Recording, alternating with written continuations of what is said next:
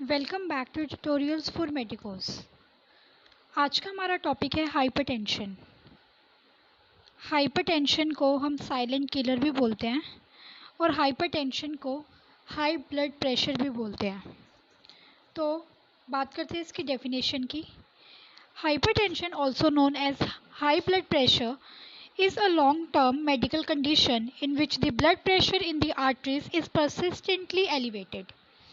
Hypertension एक ऐसी condition होती है जिसमें जो ब्लड का प्रेशर होता है वो नॉर्मल से हाई हो जाता है, और इसमें जो ब्लड का प्रेशर है आर्टरीज के अंदर, जो हमारा साफ खून लेके जाती है बॉडी तक हार्ट से, आर्टरीज के अंदर जो ब्लड प्रेशर होता है वो परसिस्टेंटली एलिवेटेड होता है। मतलब वो अपनी नॉर्मल अमाउंट पे नहीं रहता है, जितना उसको रहना चाहिए वो एलिवेटेड होता रहता है, हमेशा ज़्यादा ही होता है अपनी नॉर्मल वैल्यू से। Next is the systolic blood pressure will be more than or equal to 140 mmHg। Hypertension के दो टाइप के ब्लड प्रेशर होते हैं, एक होते हैं सिस्टोलिक और एक होता है डायस्टोलिक। ओके, तो जो सिस्टोलिक होएगा वो तो 140 से अबव होएगा, और जो डायस्टोलिक होएगा वो 90 या फिर 90 से अगर अबव mmHg होता है तो हाइपरटेंशन, उस कंडीशन को हम हाइपरटेंशन बोलते हैं। नेक्स्ट हम बात करते हैं टाइप्स ऑफ हाइपरटेंशन की। जो हाइपरटेंशन है ये बेसिकली 4 टाइप्स का होता है। First is pre hypertension. Pre hypertension में जो सिस्टोलिक ब्लड प्रेशर होएगा वो 120 से लेके 139 रहेगा, और डायस्टोलिक 80 से लेके 89 mmHg रहेगा। हाइपरटेंशन स्टेज 1 में सिस्टोलिक ब्लड प्रेशर 140 से 159 तक वेरी करेगा, and diastolic 90 to 99 mmHg very करेगा। हाइपरटेंशन स्टेज 2 में जो सिस्टोलिक ब्लड प्रेशर होएगा वो 160 से हायर होएगा, 160 से ज़्यादा होएगा, और जो डायस्टोलिक होएगा वो 100 से ज़्यादा होएगा। ये जो हाइपरटेंशन स्टेज 2 है ये एक सीवियर कंडीशन हो सकती है, अगर इसको ट्रीट ना करें तो पेशेंट कोमा या डेथ में भी जा सकता है।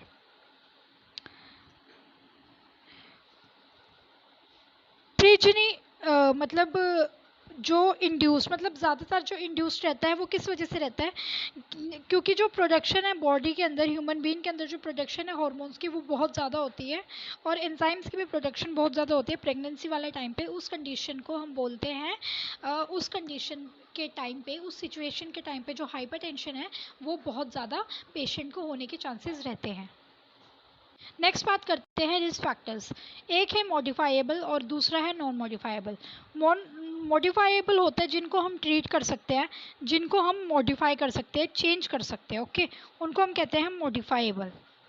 और नॉन मॉडिफाइएबल वो होते हैं जिनको हम चेंज नहीं कर सकते। तो मॉडिफाइएबल में आ जाएगा smoking, obesity, diabetes, high blood cholesterol, lifestyle और साइकोलॉजिकल फैक्टर्स। स्मोकिंग करने से या फिर ओबेसिटी करने से, ओबेसिटी वाले जो पेशेंट होते हैं उनको हाइपरटेंशन, हाई ब्लड प्रेशर की बहुत ज़्यादा दिक्कतें रहती हैं, तो इन सब चीज़ों को हम मॉडिफाई कर सकते हैं, इन सब चीज़ों को हम चेंज कर सकते हैं, जिनकी वजह से हाइपरटेंशन होने के चांसेस रहते हैं। नेक्स्ट बात करते हैं नॉन मॉडिफाइबल रिस्क फैक्टर्स की। तो जो नॉन मॉडिफाइबल है वो है एज के साथ साथ हाइपरटेंशन होने के चांसेस रहते हैं। जैसे जैसे पेशेंट की एज इंक्रीज होती है वैसे वैसे पर्सन को हाइपरटेंशन होने के बहुत ज़्यादा चांसेस रहते हैं। जेंडर, ये मेल्स में हाइपरटेंशन होने ज़्यादा होते हैं as compare to female.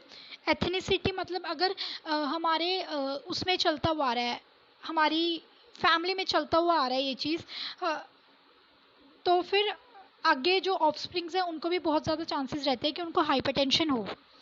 Hereditary, अगर क्रोमोसोम्स, कुछ क्रोमोसोमल अबनॉर्मैलिटीज़ की वजह से अगर हाइपरटेंशन किसी पेशेंट को है, उनकी किसी फैमिली को है, उनके आगे ऑफस्प्रिंग को भी बहुत ज़्यादा चांसेस रहते हैं कि उनको भी हाइपरटेंशन होए। नेक्स्ट बात करते हैं इसके कॉजेज़ की। फर्स्ट कॉज आ गया रीनल पैरेनकाइमा डिजीज़। अगर रीनल की कोई डिजीज़ है पेशेंट को तो हाइपरटेंशन होएगी। कैसे होएगी?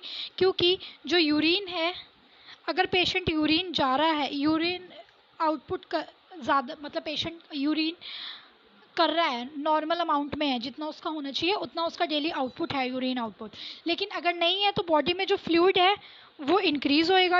अगर यूरिन अमाउंट नहीं है तो बॉडी में फ्लूइड इंक्रीज़ होएगा, फ्लूइड इंक्रीज़ होएगा तो ब्लड में भी फ्लूइड इंक्रीज़ होएगा। जब ब्लड में फ्लूइड इंक्रीज़ होएगा तो ब्लड की वॉल्यूम इंक्रीज़ होएगी, ब्लड की वॉल्यूम इंक्रीज़ होएगी तो हाई ब्लड प्रेशर होने के बहुत ज़्यादा चांसेस रहेंगे। तो इस वजह से रीनल पैरेन्काइमा डिजीज एक मतलब कॉज है उसका हाइपरटेंशन का। Increase sympathetic nervous system activity, अगर सिंपैथेटिक नर्वस सिस्टम की एक्टिविटी जो है वो इंक्रीज हो चुकी है, जो वॉलंटरी कंट्रोल करती है हमारे बॉडी के अंदर, तो उस वजह से भी हाइपरटेंशन होने के चांसेस रहते हैं। Over production of sodium retaining hormone, अगर सोडियम रिटेनिंग हार्मोन की ओवर प्रोडक्शन हो रही है, तो सोडियम का मतलब क्या है, सोल्ट की, तो बंदा ज़्यादा पानी पिएगा, ज़्यादा पानी पिएगा तो प्यास ज़्यादा लगेगी, प्यास ज़्यादा लगेगी तो बॉडी की अंदर जो फ्लूइड है वो ज़्यादा इंक्रीज होएगा, ब्लड में भी फ्लूइड वॉल्यूम इंक्रीज होएगा, जिस वजह से हाई ब्लड प्रेशर होने के चांसेस रहेंगे। नैरोइंग ऑफ रीनल आर्टरीज, अगर रीनल आर्टरीज नैरोइंग हो गया, मतलब जैसे जो उसका नॉर्मल डायमीटर है वो इतना नहीं रहा, जैसे पाइप को अगर हम दबा देते हैं तो उसमें क्या होता है, जो प्रेशर होता है पानी का वो इंक्रीज हो जाता है। इसी वजह से क्या होता है, इसी की तरह जो रीनल आर्टरीज है अगर वो नैरो हो जाती है, उनका डायमीटर छोटा हो जाता है, तो उसके अंदर भी जो ब्लड प्रेशर है वो इंक्रीज हो जाता है। हाइपर एल्डोस्टेरोनिज्म, एल्डोस्टीरोजियम, इसकी स्पेलिंग ठीक कर लेना। वेजोकंस्ट्रिक्शन सब्सटेंसेस की वजह से, अगर कुछ हम वेजोकंस्ट्रिक्शन सब्सटेंसेस खा रहे हैं जो हमारी वेसल्स को कंस्ट्रिक्ट कर रही है, उसकी वजह से भी हाइपरटेंशन होने के चांसेस रहते हैं। टबैको यूज़, उसमें एक निकोटीन सब्सटेंस प्रेजेंट होता है टबैको में, जिस वजह से पेशेंट को हाइपरटेंशन करता है। हाई अल्कोहल कंजप्शन, अगर कोई बंदा अल्कोहल की बहुत ज़्यादा कंजप्शन कर रहा है तो उस वजह से भी हाइपरटेंशन होने के चांसेस रहते हैं। Certain medications like prednisolone and eptoin, कुछ मेडिकेशंस जैसे प्रेडनिसोलोन हो गया, एपिटोइन, इनकी वजह से भी हाई ब्लड प्रेशर होने के चांसेस रहते हैं। नेक्स्ट बात करते हैं इसकी पैथोफिजियोलॉजी की।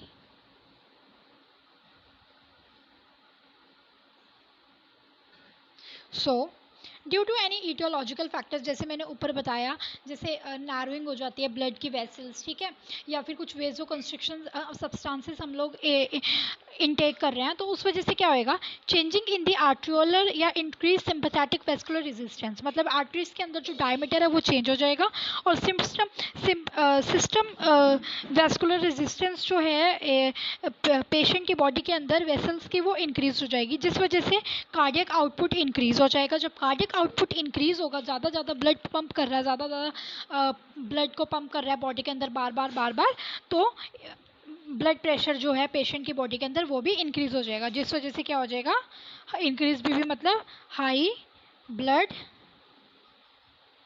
प्रेशर। ओके, नेक्स्ट बात करते हैं क्लिनिकल मैनिफेस्टेशंस की, जिसको हम साइन एंड सिम्टम्स भी बोलते हैं। Elevated blood pressure, retinal changes मतलब जो रेटिना क्या होता है, जो आई के अंदर एक लेंस प्रेजेंट होता है जो इमेज फॉर्मेशन के लिए हेल्प करते हैं, उसको कहते हैं रेटिना। तो अगर रेटिनल चेंजेस होएगा तो क्या हो सकता है, हैमरेज हो सकती है, आर्टरियल नैरोइंग होएगी, कॉटन वूल स्पॉट्स आंखों के आगे बंदे को विजन में दिखने शुरू हो जाएंगे। अगर किसी को सीवियर हाइपरटेंशन है तो पेपिलो एडिमा भी हो सकता है। पेपिलो एडिमा के मतलब होता है इंक्रीज इंट्रा ऑक्यूलर प्रेशर, मतलब पेपिलोडोमा होता है इंट्रा ऑक्यूलर प्रेशर, मतलब जो आई के पीछे प्रेशर प्रेजेंट होता है वो इंक्रीज होता था, जिस वजह से क्या होती है, जो आईज होती हैं वो बल्ज आउट कर जाती है, बाहर को निकल जाती है। Severe anxiety, severe chest pain, shortness of breath, क्योंकि कार्डियक आउटपुट अगर बहुत ज़्यादा इंक्रीज हो रहा है तो पेशेंट को शॉर्टनेस ऑफ ब्रेथ होने के चांसेस रहते हैं, या फिर पेशेंट को टैकीकार्डिया भी हो सकता है, या तो शॉर्टनेस ऑफ ब्रेथ होगी या फिर टैकीकार्डिया होएगा। फटीक, डिजीनेस, पाल्पिटेशंस होंगी, coronary artery disease which angina, मतलब पेन के साथ, एंजाइना पेक्टोरिस मतलब चेस्ट पेन, हेडेक होएगा, और नोज़ ब्लीडिंग भी, अगर ब्लड का प्रेशर इंक्रीज होएगा बॉडी के अंदर तो नोज़ ब्लीडिंग होने के भी चांसेस रहते हैं। नेक्स्ट है, अगर किसी को हाइपरटेंशन है तो क्या क्या डायग्नोसिस कर सकते हैं उस पेशेंट के। फिजिकल एग्जामिनेशन करेंगे जिसमें हम उसके फेशियल चेंजेस में हम उसकी पेपिलोडेमा, जैसे हमने कहा था आइज़ में आइज़ बल्ज आउट कर रही है, वो सब चीज़ें चेक करेंगे, फ्लशिंग स्किन उसकी चेक करेंगे, पाल्पिटेशंस चेक करेंगे। लैब इन्वेस्टिगेशंस में हम उसकी ब्लड केमिस्ट्री में सोडियम, क्रिएटिनिन और पोटेशियम के लेवल्स चेक करेंगे, ग्लूकोज लेवल चेक करेंगे, कोलेस्ट्रॉल चेक करेंगे, ईसीजी करेंगे पेशेंट की। इन सब चीज़ों के साथ हम पेशेंट की लैब इन्वेस्टिगेशंस कर सकते हैं। मेडिकल मैनेजमेंट के लिए हम पेशेंट को बीटा ब्लॉकर्स देंगे, एसी इनिबिटर्स में एनालप्रिल देंगे, कैल्शियम चैनल ब्रोकर्स में नैराम्पिल देंगे, क्योंकि कैल्शियम चैनल ब्रोकर्स बेसिकली क्या करते हैं, ये कॉन्ट्रैक्शंस करवाते हैं। कैल्शियम हमारी बॉडी के लिए, बॉडी के अंदर कॉन्ट्रैक्शंस के लिए रिस्पॉन्सिबल होता है। तो जब कॉन्ट्रैक्शंस करवाएंगे तो बहुत ज़्यादा ब्लड आर्टरीज की भी कॉन्ट्रैक्शंस होंगे, जिस वजह से जो प्रेशर है वो इंक्रीज होएगा ब्लड का। इसलिए हम पेशेंट को कैल्शियम चैनल ब्रोकर्स देंगे ताकि जो कॉन्ट्रैक्शंस है बॉडी के अंदर वो थोड़ी डिक्रीज हो जाए। डायूरेटिक्स देंगे जिससे पेशेंट बहुत ज़्यादा यूरिन जाए। एल्डोस्टेरोन एंटागनिस्ट देंगे एंड डायरेक्ट वेजोडायलेटर्स देंगे, जो वेजोडायलेटर्स मतलब जो ब्लड वेसल्स का डायमीटर को इंक्रीज कर देगी और ब्लड प्रेशर नॉर्मलाइज कर देगी। उस वजह से ब्लड प्रेशर, अगर डायमीटर इंक्रीज हो गया तो ब्लड प्रेशर भी अपने नॉर्मल फ्लो में जाएगा। नर्सिंग मैनेजमेंट में असेसमेंट करेंगे। असेसमेंट में हम हेल्थ हिस्ट्री देंगे, कि फैमिली हिस्ट्री देखते हैं, फिजिकल असेसमेंट करते हैं, फिजिकल एग्जामिनेशन करते हैं पेशेंट की बॉडी का। Next diagnosis. डायग्नोसिस में हम जैसे मैंने ऊपर बताया वो वाला डायग्नोसिस करेंगे, या फिर नर्सिंग डायग्नोसिस भी लिख सकते हैं, जैसे फ्लूइड वॉल्यूम डेफिशिएंट पेशेंट को हो रहा है, एंजाइटी हो रही है पेशेंट को, हाई ब्लड प्रेशर पेशेंट का हो रहा है, या फिर उसको टैकीकार्डिया हो रहा है। इन सब चीज़ों के ऊपर हम डायग्नोसिस बना सकते हैं। So I am over with the video of this hypertension. अगर आपको मेरी वीडियो पसंद आई हो तो प्लीज़ लाइक करें और मेरे चैनल को सब्सक्राइब करें, और नई नई वीडियो जानने के लिए मेरे चैनल पर बने रहें। Thank you so much for watching.